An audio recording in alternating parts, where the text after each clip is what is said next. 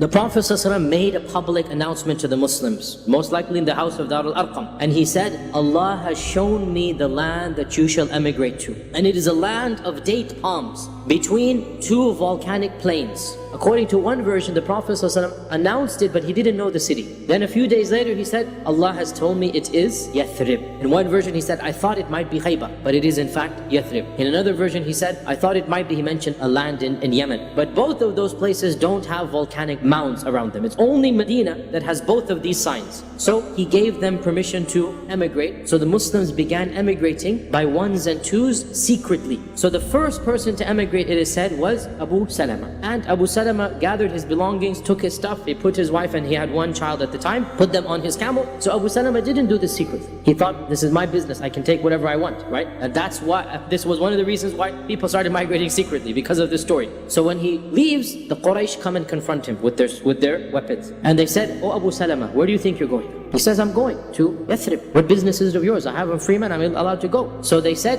as for you, we have no right. As for your wife, she is ours. She's a Qurashi. And we will not let you take her or her son, because he is our son now. And so they forced him to leave his wife and child, and they expelled him without anything. When Abu Salama's tribe found out that he had been treated this way, their Jahiliyyah got the better of them as well. And they marched to the Quraysh and they said, as for the lady, she's yours, but this boy is ours. They picked up the boy to take him, and the Quraysh held on, and it became a tug of war with a 2-year-old until his hand was dislocated. And Salama cried out that let them take the boy. So Abu Salama's tribe took the baby. Salama's left with the Quraysh, and Abu Salama goes to Medina. And Salama is narrating the story herself. She said, for more than 16 months, every day, year and a half, I would go to Al-Batha, which is the farthest place outside of Mecca that is still within view of the city, right? Crying in the desert, because that's where her child and her son and her husband have gone, right? Until finally, some of my cousins had sympathy on me, and they came and they begged the elders, what do you have to do? She's just a lady, she wants to go with her husband and child, let her go. So after a year and a half, they let her go. She went to the tribe of her husband, and by this time as well, tempers had calmed down. So they gave back her the boy, and so she took the boy and she just walked into the desert, putting her trust in Allah that I need to get to Medina somehow. And so she says that by the time I got to Tan'im, there I met Uthman ibn Talha coming back from one of his expeditions. Maybe he went hunting, something. And he's coming back, he sees me all alone at Tan'im, and he's not a Muslim at this time. So Uthman says, what are you doing? So she says, I'm going to my husband, Abu Salama. So he says, you're all alone. He says, I have no one. I have Allah Azza wa Jal. So Uthman says, Wallahi, this will not be. I will take you.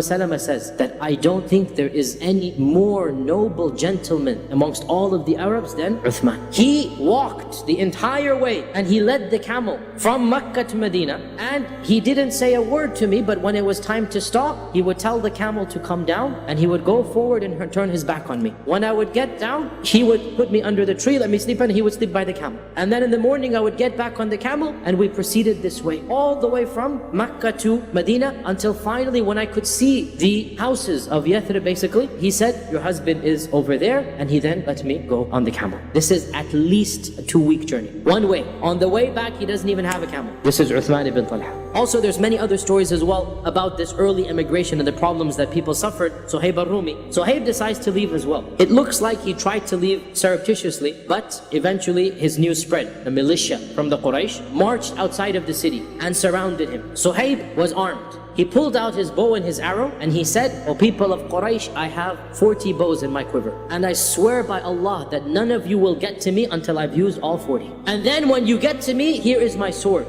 and I swear by Allah, nobody will be able to get me until I get to him first. Now the Quraysh didn't want Suhaib to leave, but they loved their life more than they loved Suhaib leaving. So Suhaib said, what if I were to tell you where I hid all of my wealth? Will you let me go? They said, okay, deal. So he tells them all of his wealth, where it is buried. And so he literally arrived in Medina with just the clothes on his back. And as soon as the Prophet ﷺ saw him, he smiled and he said, Allah has revealed in the Quran about you, Ya Suhaib, وَمِنَ النَّاسِ مَنْ يَشْرِي نَفْسَهُ ابْتِغَاءَ مَرْضَاتِ اللَّهِ. There are those who sell everything that they have, they sell themselves for the sake of Allah. And he says, Ya Aba Yahya, that was his kunya. Jibreel has told him what Suhaib has done. And so the Prophet ﷺ tells him, your transaction has been successful. Your transaction has been successful. When Umar decided to emigrate, Ali ibn Abi Talib narrates that I don't know of anybody who did the hijrah publicly except for Umar. Everybody was sneaking away. Everybody was doing it in the middle of the night. He armed himself and wore his shield and his arrows and everything, and he went to the Kaaba and did tawaf 7 times, and he's dressed as a traveler, he's prepared as a traveler, and then he makes a public announcement. O people of Mecca, whoever amongst you wishes that his mother lose him tonight, or that his children become orphans, or that his wife becomes a widow, then know that I'm performing the hijrah and you can meet me outside of Mecca in such and such a valley. And of course, nobody took up Umar on that challenge. He chose as his companions for the journey 2 other Sahaba, Ayyash ibn Abi Rabi'ah and Hisham ibn al-Aws, who's the brother of Amr ibn al-Aws. And the deal was, on such and such a day, we'll meet up at that valley outside of Mecca. And when dawn break, whoever's there will go. If you're not there, then we'll assume that you were stopped. At the appointed time, Hisham did not show up, which means that he was basically stopped and prevented. And so Ayyash and Umar were the ones who migrated to Medina. Abu Jahl and his brother were actually Ayyash's half-brother. So Ayyash and Abu Jahl and a third person all shared a mother, but different fathers. Abu Jahl and his brother traveled all the way to Medina. And they went to their half-brother Ayyash. And they said to Ayyash, oh Ayyash, don't you know what you've done? Do you know the state of our mother after you left? She cannot eat, she cannot drink. She has made a promise to Allah that she won't taste the shade, and she's in the sun since then. And she is in such a state that lice has made her hair completely full of lice, and she cannot enjoy any food. She's on the verge of death, etc., etc. She's made a promise to Allah she's going to sit in the sun until she sees her son again. And they kept on going about stories and stories until Ayyash's heart melted. And so he decided to go back with them. Umar said, oh Ayyash, they're tricking you. And then he said, if she's hungry, she can eat food. If she has lice, she can shave her hair off, right? You don't have to go back and do that for her. So Ayyash said, no, I'll be a good son. Let me go back to my mother. And I also have some money. I left it. Now that